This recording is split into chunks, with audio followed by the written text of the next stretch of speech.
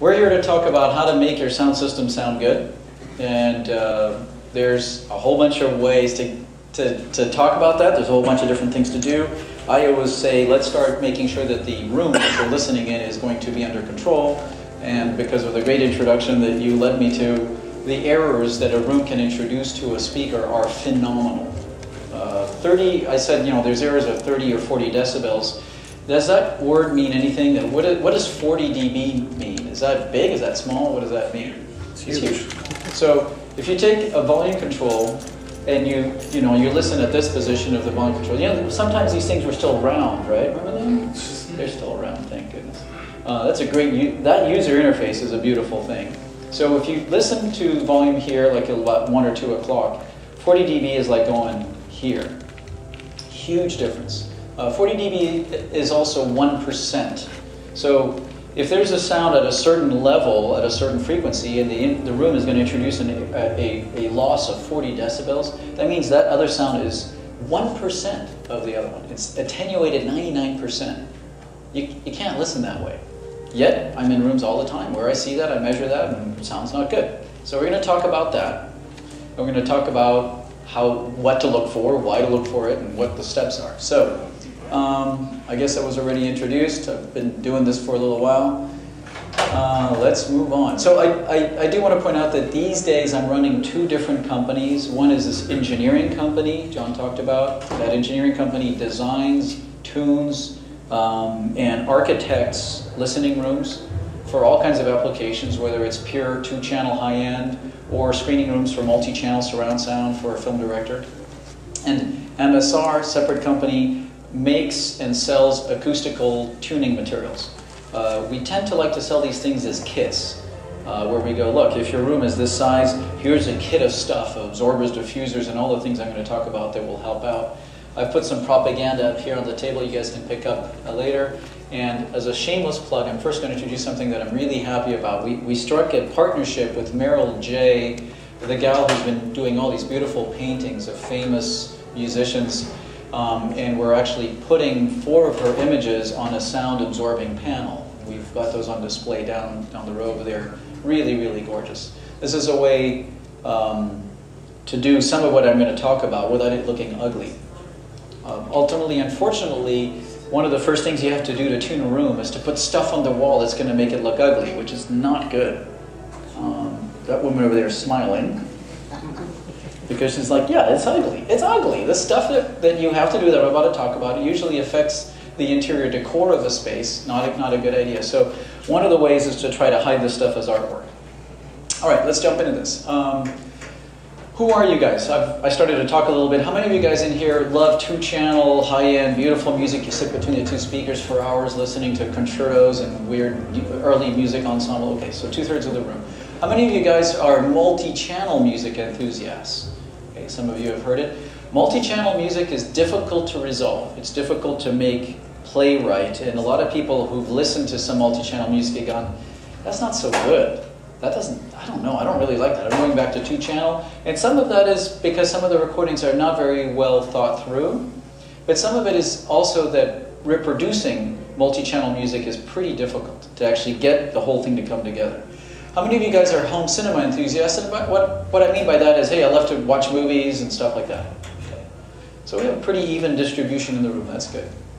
All right, so first thing we're going to talk about in room tuning is acoustics, and why we want to talk about acoustics is that they're very audible. To me, 50% of the sound you're hearing comes from the room and how it's influencing your speakers. So you can fix that, and you can double the quality of your sound system by just taking care of the acoustics. And usually taking care of it is not a very expensive process. Where else in the audiophile world can you double the quality of what you're hearing by investing a few $1,000s?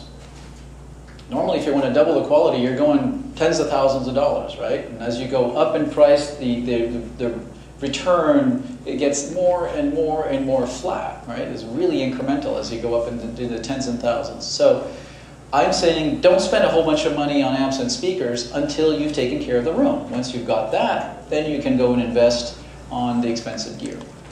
So we're going to talk about room reflections, room echoes, reverberation time, and standing waves. These are 4 topics I'm going to address here. There's other topics of room acoustics that we're not going to address here, but I'm just going to talk about for 2 seconds. An ideal listening room is quiet.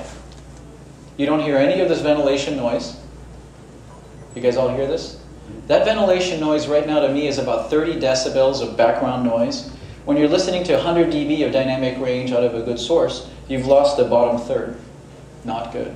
So first of all, maybe you can tune this, maybe you can't. Maybe you turn off the air conditioner and, you know, wear ice packs if it's really hot. Whatever it takes, you got to have a quiet room.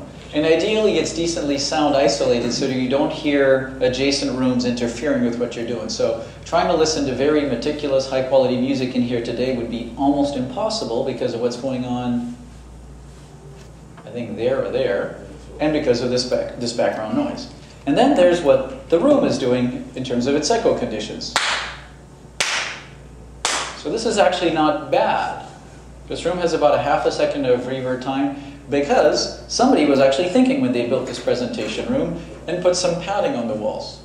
So there are many conditions you want to think about, and we're going to talk about the internal reflection issues.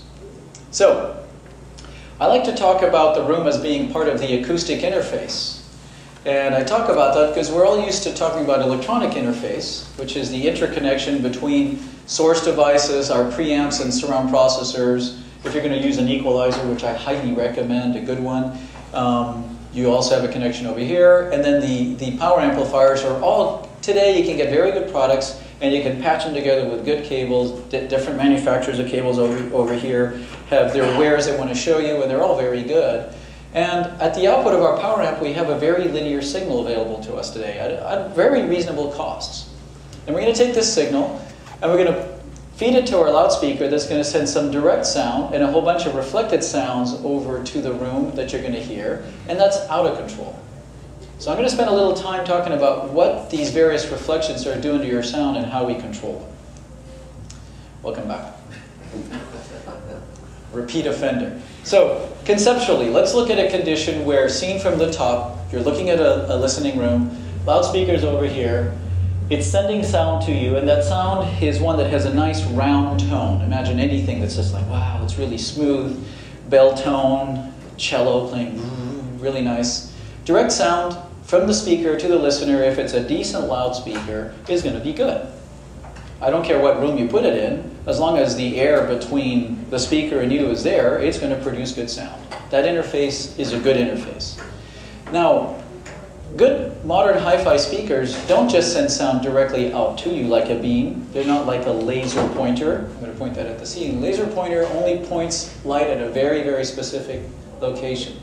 A loudspeaker radiates sound out over a cone, typically plus and minus 45 to 60 degrees from direct. So plus and minus, 120 degrees this way and that way. And all of that sound goes where if it doesn't hit you? It goes to the walls, the floor, the ceiling. It just bounces around.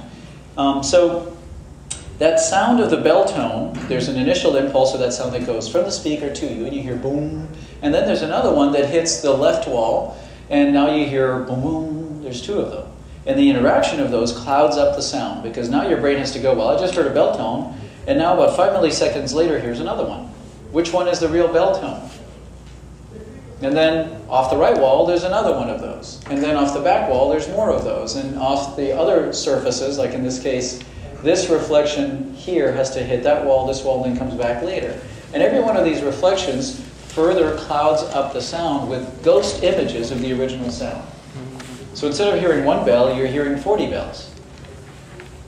Now, yet it still sounds like one bell, right? How come it still sounds like one bell, even though it's bouncing around all over the place and you're hearing boom, boom, boom, boom, boom, boom, boom? Does anybody know how our human brain can deal with that? Sir? Because the reflections happen so fast that you just process it as one sound. Right. So, but it's longer. The reflections, well, maybe, maybe not. So these reflections, if you look at a typical 20-foot room, it's going to take 20 milliseconds for the sound to go from front to back. The sound travels or propagates at about a foot per millisecond. So this bounce that goes this way, this way, this way could take 30 milliseconds to finally get to you. So these multiple reflections are relatively long in time.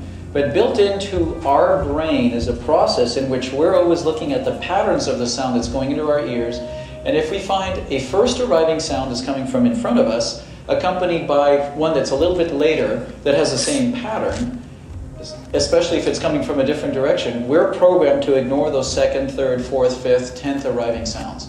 We basically have an echo canceller in our brain. And that echo canceller is more powerful than anything anybody's been able to build out of digital signal processing today. And there's people working at it all the time for hearing aid applications, all kinds of different areas of research are trying to figure out how do we get rid of all this echo. We just don't yet know how to do it as well as a human being does. Now, you've all had the experience of trying to record a conversation with a little recorder, whether it was a micro cassette recorder in the olden days or a little digital recorder with a single mic, right? You've all more or less done that. And you've all heard how reverberant and echoey that ends up being compared to what you're hearing, right? You've seen this before, right? So why is that reverberant, and why are we not hearing that reverb? We're not hearing that reverb because our two ears and brain are canceling it out. The little microphone in that gizmo is not canceling it out. And once it's all compressed together into that one recording, you can't separate it out anymore. You need to have binaural hearing, two ears, listening to those various sounds coming from all these different places to go, aha, that's the direct sound. Those other ones are some other reflections. I will ignore those. And that's a very strong instinct we have that's programmed into our brain that preserves us, that allows us in conditions where we're in echoey environments to go, there's my predator. If I don't pay attention to that, not you, sir, but let's imagine that the invisible man that's sitting right next to you, my imaginary friend, is a predator. Thanks to my ability to quickly get rid of all of the echoes and go, there's a first arriving sound. It's not sounding very happy. Its stomach is growling. It's making a big nasty noise. I better run or do something. Hide under the table, whatever. And that instinct actually takes just a few milliseconds to process. It's like, boom. And it's very strong, very powerful. And it is thanks to that instinct that when we're in a room with loudspeakers, with lots of echoes, we can still hear a bell tone. Now, if it comes from one loudspeaker, it's easy to deal with. There's one source, a bunch of reflections, we cancel them out. Our brain's working, by the way, to do this. It's all okay. What happens if you have two loudspeakers producing that? You have two sources, two sets of reflections. Our brain's a little more challenged now, because now you got two predators, you got to figure out which one am I going to run from. What happens when you're doing multi-channel music or home cinema applications where you have 7 loudspeakers around you, all squirting sound at you and bouncing around the walls? Now what? We actually get to a point of overload where we can't deal anymore, where we literally are like, I don't know. And in the worst case of that, you get to a point where you can no longer image the sound. You can't actually tell whether the sound's coming from the left, the center, the right, the back, because you're so confused, you're like, okay, never mind. And literally what your brain does is it relaxes into, I don't know anymore. And it starts to behave like the single omnidirectional microphone in a cassette recorder. Yeah. That is actually what got me into this business. I was working at Dolby Labs, developing high-end surround sound applications. I did a demonstration at a trade show where I had a room about this big with all hard surfaces and hard chairs. And it was broken. It wasn't actually working. I couldn't hear the difference between front and back, left and right. It was all interior. It was all coming from everywhere. This is about 20 years ago, 23 years ago, and at that point I realized, oh my God, the room acoustics are taken over. And that's where I started to research this stuff and started to pay attention to it. So, buyer beware, if you don't take care of these reflections, you can get to a point where it's actually either fatiguing or unpleasant to listen in there, or it's completely broken. So let's talk about how to look at this and how to fix it. So this picture shows a single speaker. Let's expand this into multiple. You weren't here for the start of this lecture where I said, please turn your cell phones off. So this is a room seen from above. Listener over here, 3 speakers across the front, left, center, right. Side speakers, back speakers. By the way, these days I'm calling these front speakers, side speakers, back speakers. These are not rear speakers, they're back speakers. And they're not rear speakers because if you actually call that a rear speaker and you put a label on the speaker or the cable, that R will be confused for right. And it'll often be, if it gets disconnected, it'll be reconnected to the wrong place. So this is LCR, SR, SL, BR, BL. So you're in this room, and that front center speaker is sending direct sound to you. And then 5 degrees off from that, it's sending a sound that misses you and bounces around the room a few times until it finally finds your head. Another 5 degrees, it finds a different path before it finds your head. Another 5 degrees off axis and it's bouncing around here, and then more 5 degrees, etc., etc., etc. So those sounds that fan off from the middle of the speaker, there's still a bunch of chairs there if you guys want to sit down. Even though it's very healthy to stand, you're welcome to sit down. You're in between the screen and that's what makes it awkward. Now you can see it. Thank you so much. So I'm looking at what happens from the fan to the right of the loudspeaker to the sounds bouncing around the room. Knowing that a typical well-designed high-quality speaker is going to send about the same sound directly in front of it as all the way out to 60 degrees off axis mostly. All of that sound that doesn't hit you is now bouncing off these walls, some of which are the right side, but some of which are also the left side of it. So there's a bunch of red arrows here that are returns from the room off this half of the fan, and if you add the other half of the fan, something hits the fan. So these red arrows represent vectors of sound reflections in the room. Each one of those is a little quieter than the direct sound because the sound has had to travel through the room, bounce off a wall, it loses a bit of energy. But the sum total of all those red arrows together, if you look at that total energy, that sum total is much higher than the direct sound. So first element of bad news is when you sit about 12 feet away from a speaker system in a room, you're hearing more sounds reflected off the room than you're hearing direct sound from the speaker. That means you better watch out for what your room's doing. It also means you better pick a speaker that has an off-axis sound radiation that's good. So first answer to your question is, how do I figure out what's good? First pick a speaker that's designed and documented as sending good sound straight on axis, but also off-axis. How do you find that out? Unfortunately for us in this business, while most manufacturers actually know what their off-axis sound radiation is, they don't tell you. And they don't tell you because you don't know what to do with it. So why would they waste any time on their marketing documentation to show you? Unfortunately. In the commercial and pro audio business, it's all about that. And if you look at the spec sheet for one of the manufacturers in that business, they'll show you what's called the polar plots and the off-axis frequency responses and all the stuff that you got to be a little tweaky and geeky to understand. But there is a way to know that that's happening. I encourage you all to pick up the phone and call those speaker manufacturers and go, you know, I want to buy your speaker, but I'd love to see the response charts of both the axial response, the one that's going directly out, and the off-axis responses. And they're going to go, who are you? And by the time they get that call 4 times in a month, they're going to go, whoa, we better publish this. They don't have to put it on a piece of paper. They can just put it on their website. They've got the charts somewhere in engineering. So this is the first thing you need to know about a decently built speaker. One is that it has good frequency response directly in front of it, but also how it fans into the room is also a good response, so that all that energy that's bouncing around the walls, which is predominating what you're hearing, is also good. So what I'm just saying here, is this the first time you hear it? Who in the room has heard this before, where a speaker, to have good sound, a speaker has to have good direct sound and good off-axis sound? You guys have heard that a little bit before? The first time the oldest record I have of this is a 1955 edition of a book on acoustics by Harry Olson, where he said that. 1955. This is not new data. A lot of speaker manufacturers still are not practicing this. This is step 1. It's been highly documented, highly researched since then. This is what you gotta have. Now,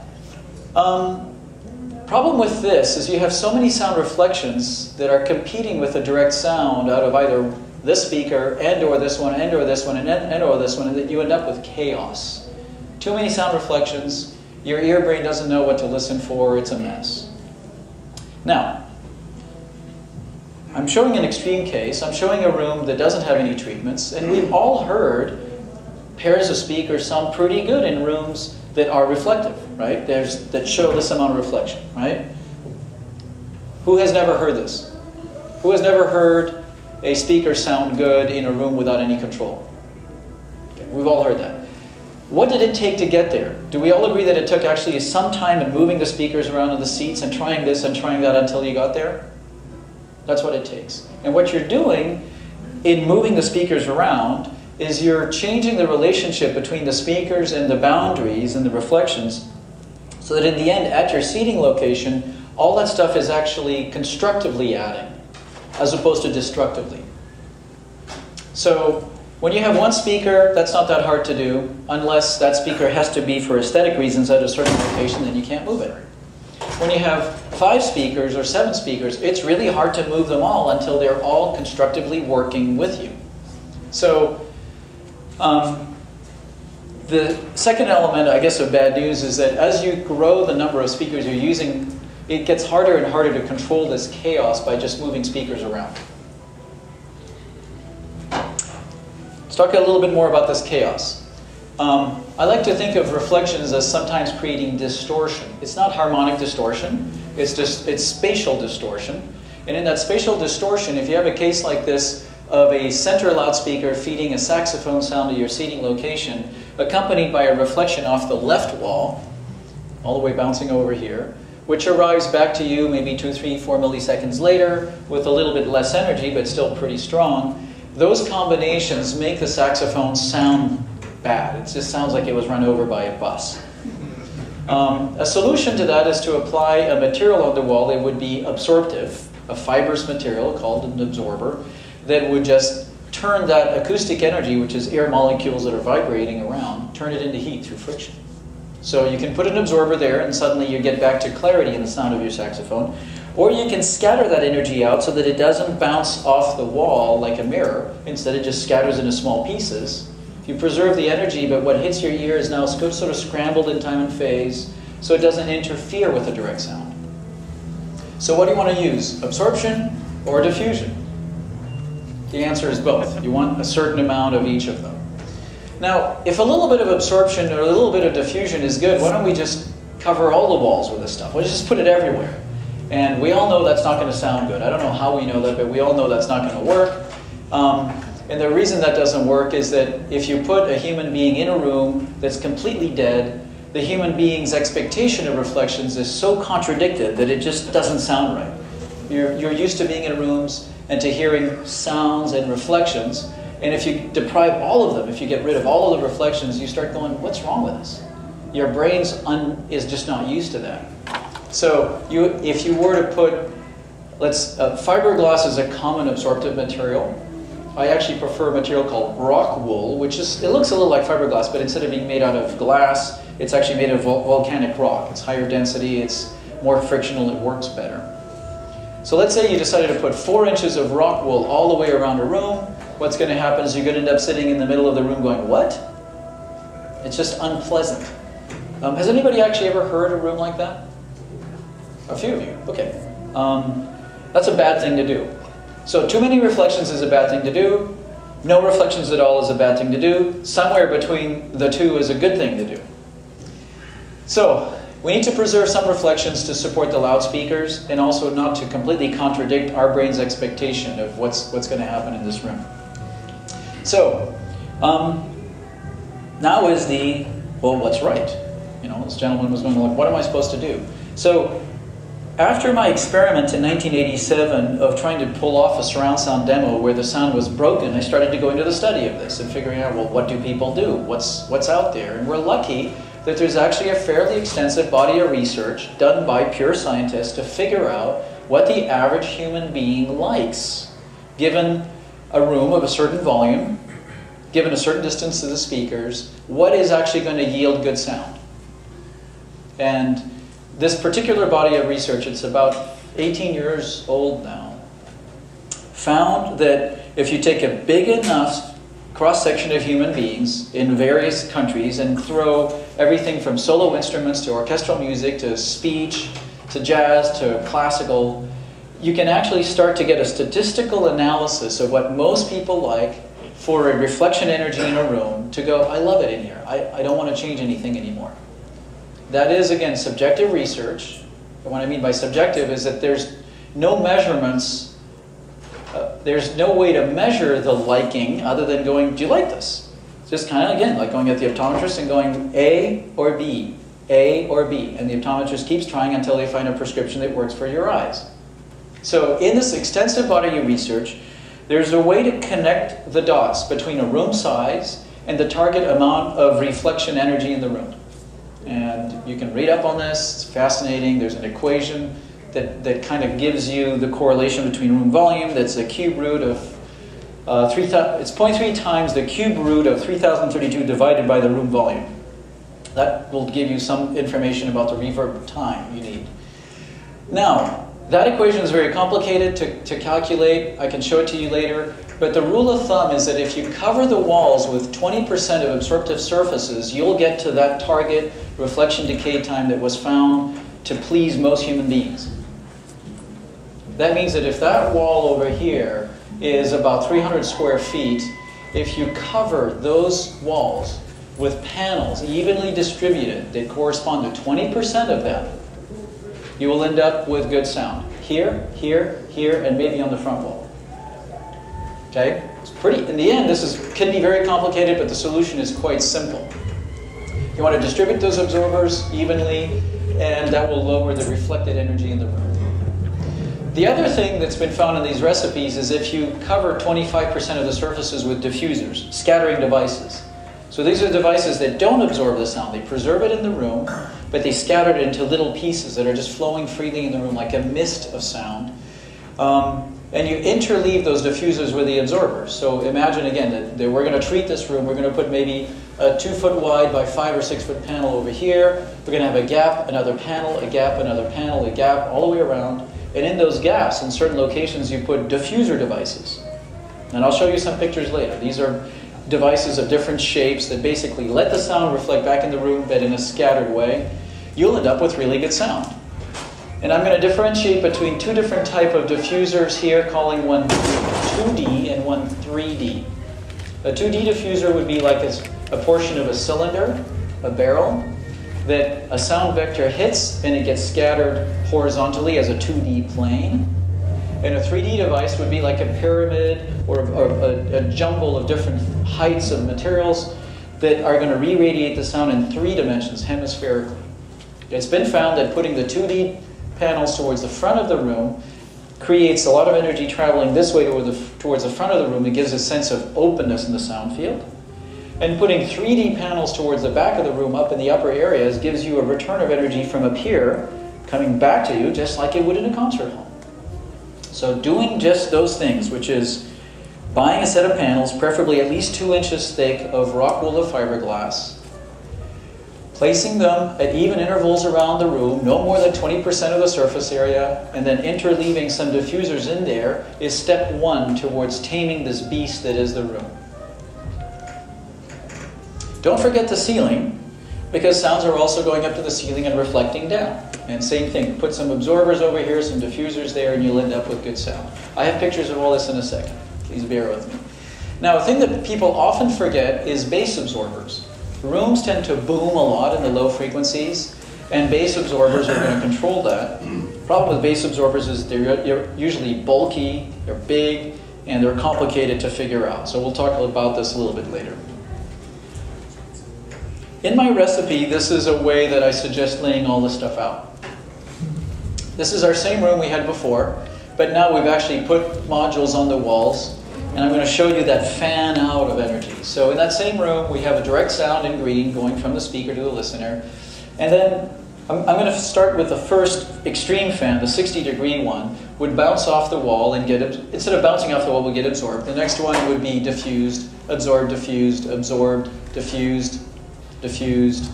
And then off the ceiling, we also put a little bit of diffusion. So what you end up with is less reflected energy in the room by 20%. Not much more than that, right? I'm going to keep saying this. Don't over-absorb the room. Only absorb about 20% of it. And then 25% of it, you want to create some scattering around the room so the sound energy is still in the room, flowing in small pieces of phase-randomized mist of sound. You guys understand that? So if you do this, you'll end up with a smooth and orderly sound field in which the direct sound's coming from over here, the reflections are evenly distributed as a crescent of sound around you. Right? If I was in France, I would call this a croissant of sound. Croissant. But the butter, it's even more better. This is the target. So thanks for asking the question, which is what should I be getting? So first, from a sound field point of view, to me the idealized way is to get some direct sound from the speaker, followed pretty closely behind with this enveloping energy that goes all the way around you and is diffused into small pieces. This is like a concert hall. You got a stage over here, the energy's going out, it's bouncing around the walls, and you're getting all that energy coming back for you. It makes you feel like you're right there. Okay, this is not going to create a long reverb of a concert hall. You're not going to hear part of this. No. What you're going to have is a very subliminal sense that the room is around you, that is actually bigger than it really is, because the brain's interpretation of scattered energy is that of a bigger room. And we always want to have a bigger room than we have, right?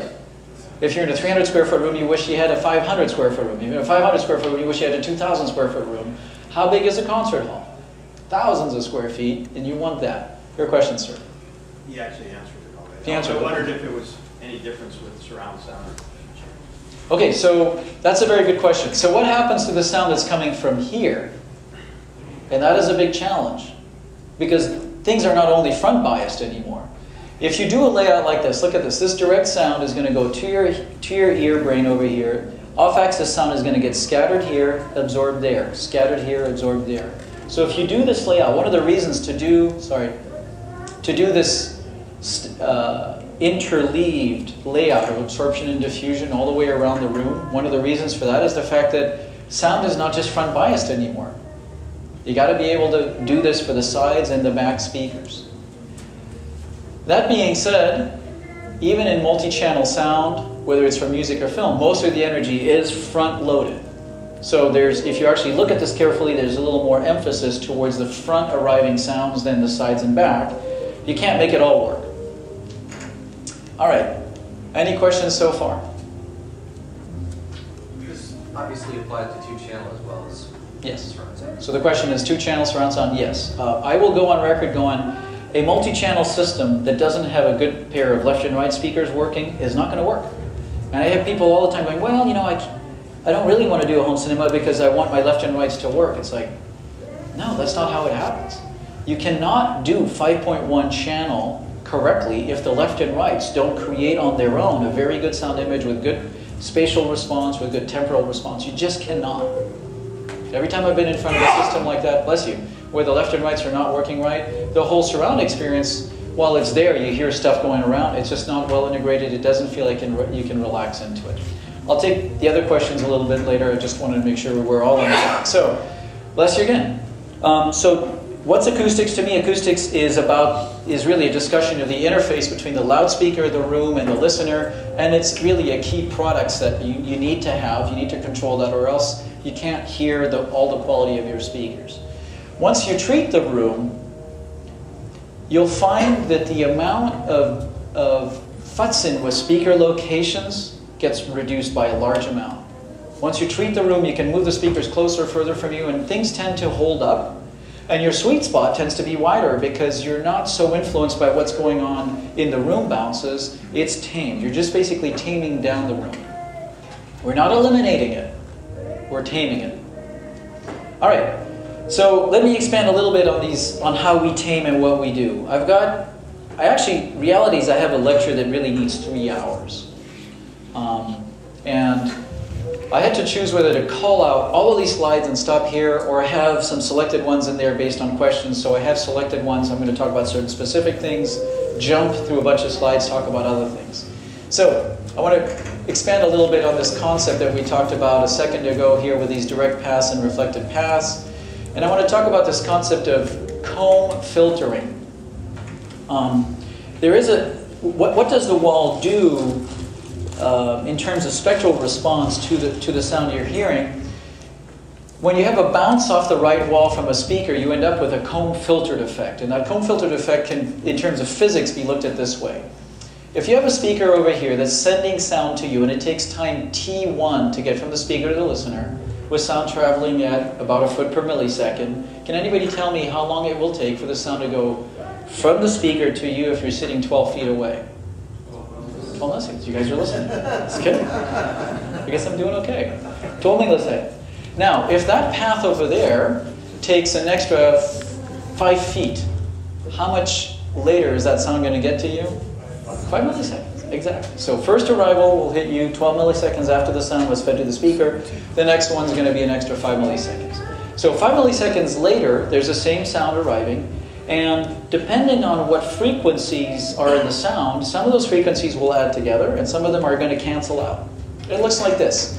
If you have this particular frequency in the direct sound, after 5 milliseconds of delay between this and that sound, if you have that happening, these two, if you look at them together, even though they're offset, that one looks just like this one. So those two are going to add constructively. The reflection off the wall is going to give you more sound energy than if that reflection just went off into the field. That's good. More sound energy is always better. You can turn the volume down, less distortion, save on power, it's all good. We got lucky. Now if we're not so lucky, and we have a different frequency in which the sound wave has this character, and it's offset by the same 5 milliseconds, these two sounds, these two signals are the same, right? They're just offset. Unfortunately, as of the reflection path, the direct sound is now going into a negative pressure while the reflected sound is going positive. And those two are starting to fight each other. You get a cancellation. So when you have a reflection off a right wall or a left wall, the direct sound and the reflected sound start to compete against each other, and at some frequencies they work together, and other frequencies they work against each other. So this is bad, not good. Suddenly a certain sound that could be the fundamental of a string or a harmonic off a piano could actually get canceled out where you don't hear it, filtered out. Now if you were to plot these across frequencies, if you actually did a chart where you measured at various frequencies and you said, okay, so at 100 hertz I'm going to look at what I get, and 200 hertz I'm going to look at 300 hertz, and you charted them, you'd end up with a response that looks like this. Where at low frequency, where the waves are very long compared to that path of reflection, everything adds up correctly. And then at some point, those two waves start to go out of phase from each other, and they cancel out. You go up in frequency, they don't cancel as well, they go back up. And then you keep going up, they cancel again, go up, cancel again, go up. This shape is called a cone filter because it looks like the teeth of a cone. And the actual frequencies at which these dips are depends on the relationship between the loudspeaker, the wall, and your seating position.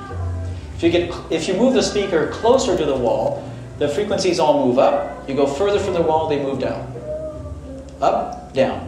Now, what I was actually looking for in my bag was a little loudspeaker I usually carry around that I don't know where I put, in which I would actually play a test noise, and I would go over to that wall and move it back and forth and show you what that sounds like, because it's very audible.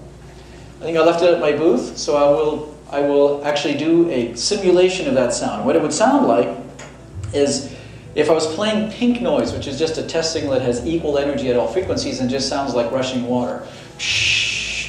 If the wall was over there and I moved closer to the wall, the sound of that pink noise would go.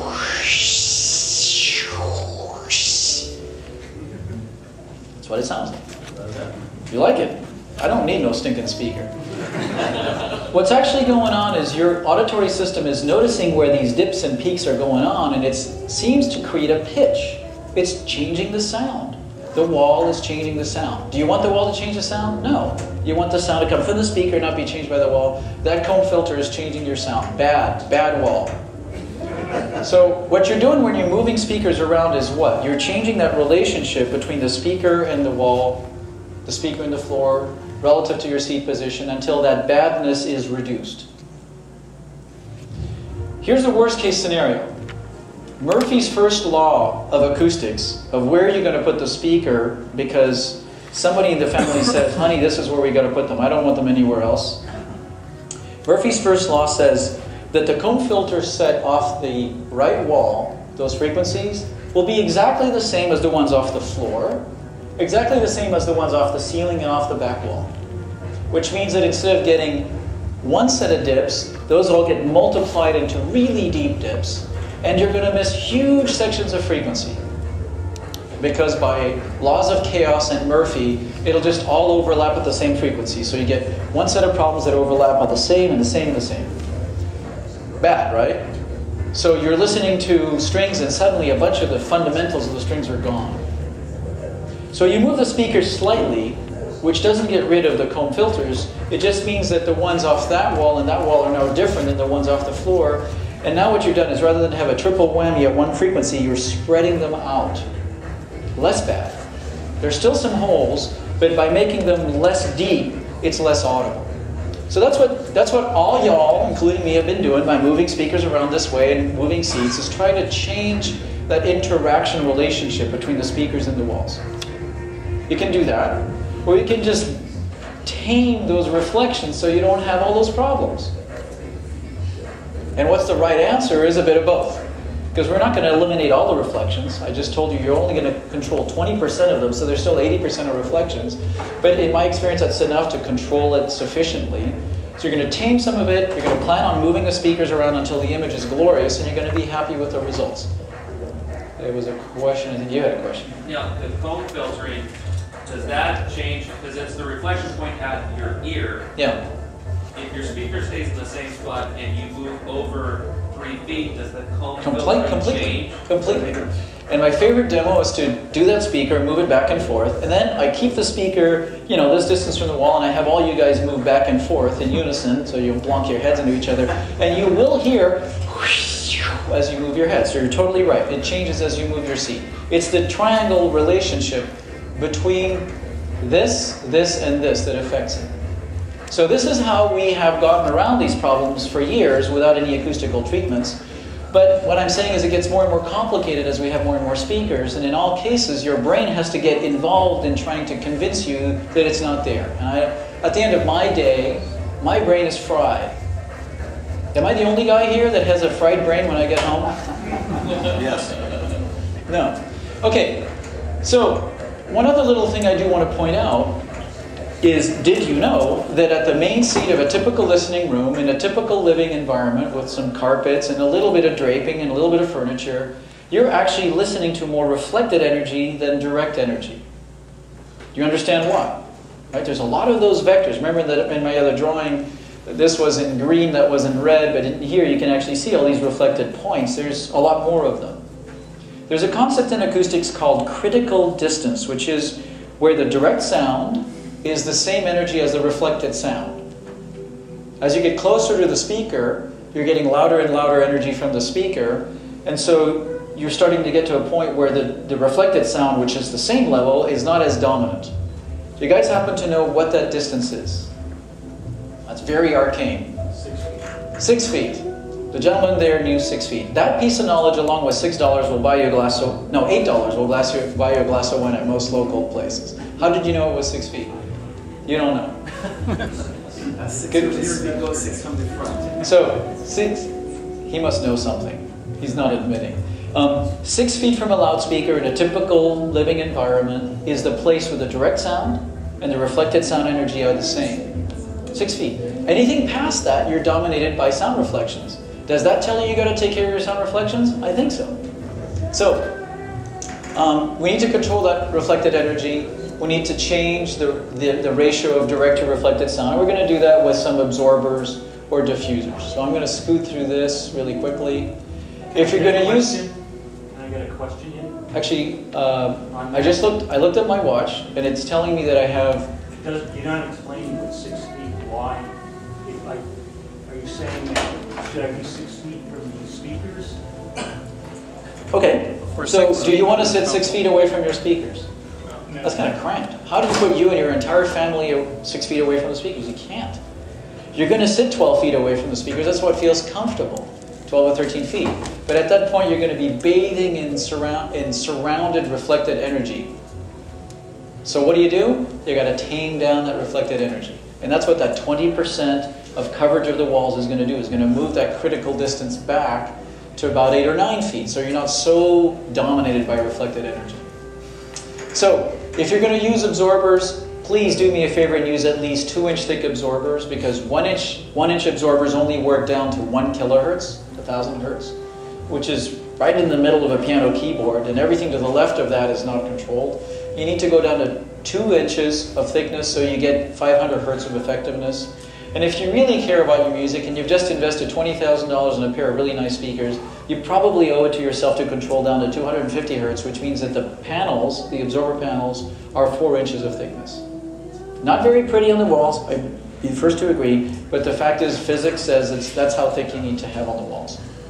Okay, I've got a ton of slides here on a bunch of different things. Remember, don't over-absorb 20%. I think I've said it enough times here that I don't need to say it again.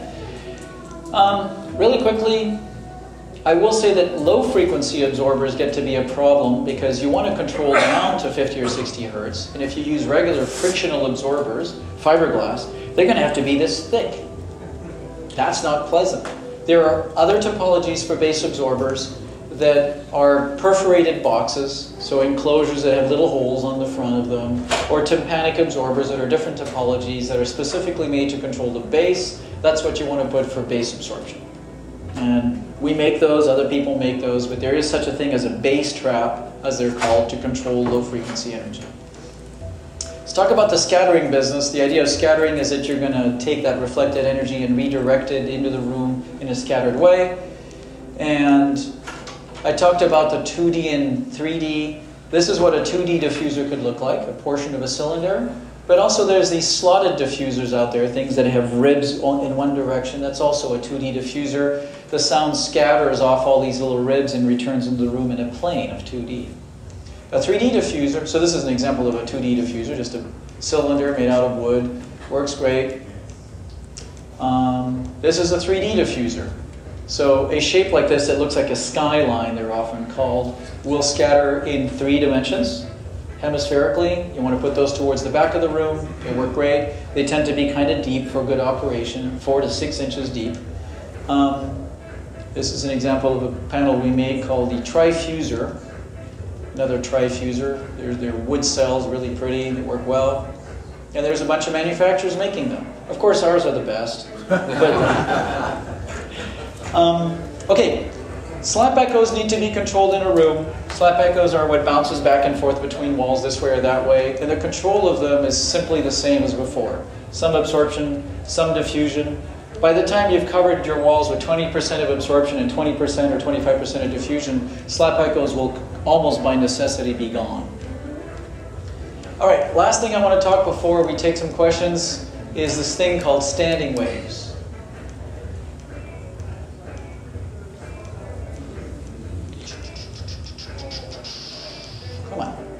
Coming up to it. Well, this, by the way, if you wanted to calculate how many square feet of panels you want to put in a room to get to that place that most humanoids would go, oh, that sounds good, this is the equation you're going to have to calculate. Or you go with the 20% rule, which is what you're going to find 99% of the time. All right, so standing waves is the last little thing I want to talk about. A room is a resonating cavity. And I think you can hear in this room there's a resonance. There's a certain part of my voice that just keeps hanging longer than everything else. And that resonance is whatever wavelength fits comfortably from the front to back of the room, or left to right of the room, or top to bottom of the room.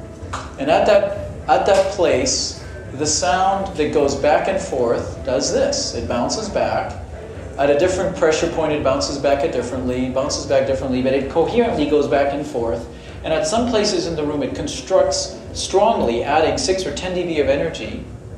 And at other places in the room, like right here in the middle, there's actually a cancellation of energy, where the waves actually have no pressure change with time, which is no sound.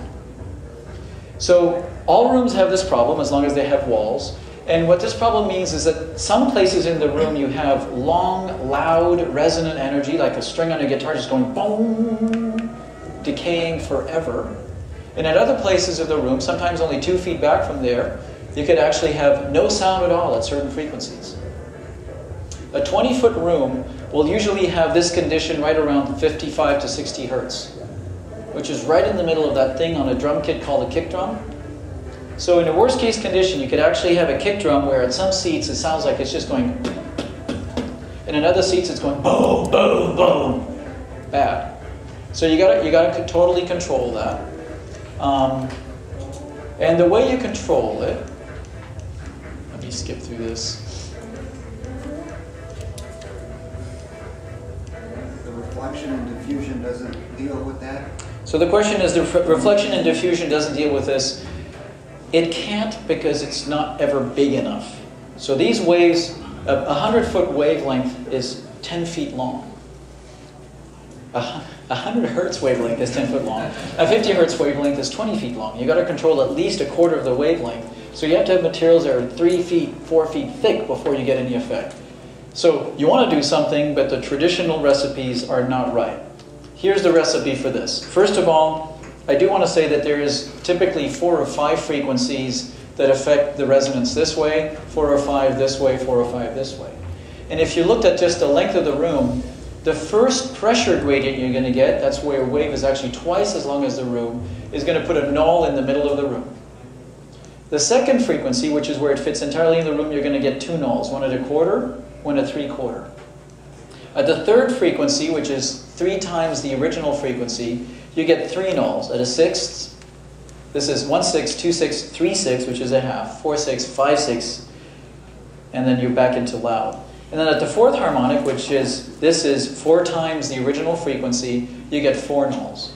Most rooms are going to have very audible nulls on the second and third harmonic, and those you want to control. So,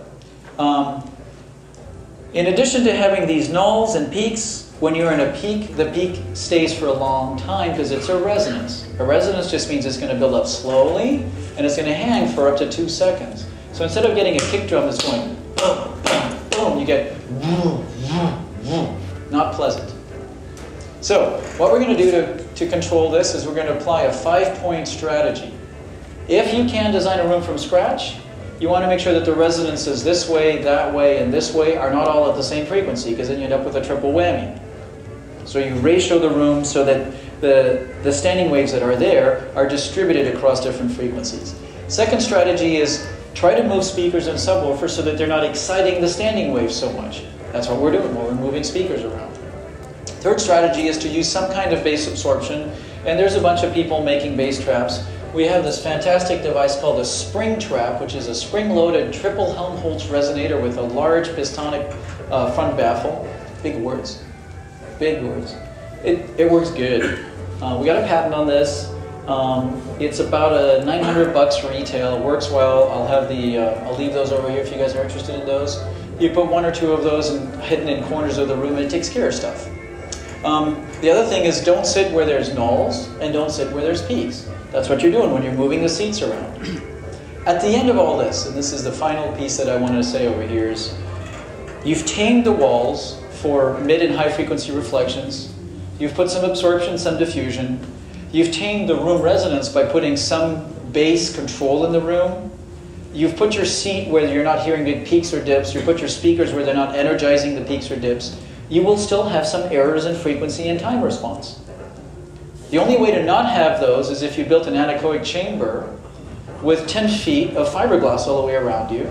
That would measure beautifully, but wouldn't sound good. So in the end, you will still have some remaining errors. You will have tamed them down. And this is the final thing you got to do, is to equalize out the rest. And I know that sounds really scary in the audiophile domain to add another box to equalize things. But if it's a well-built box, correctly tuned, by proper measurements and proper choices in how you're tuning it, you will end up with sound that will just surprise you how clean it is. So that's what you got to do. Tame the walls, control the bass, and equalize.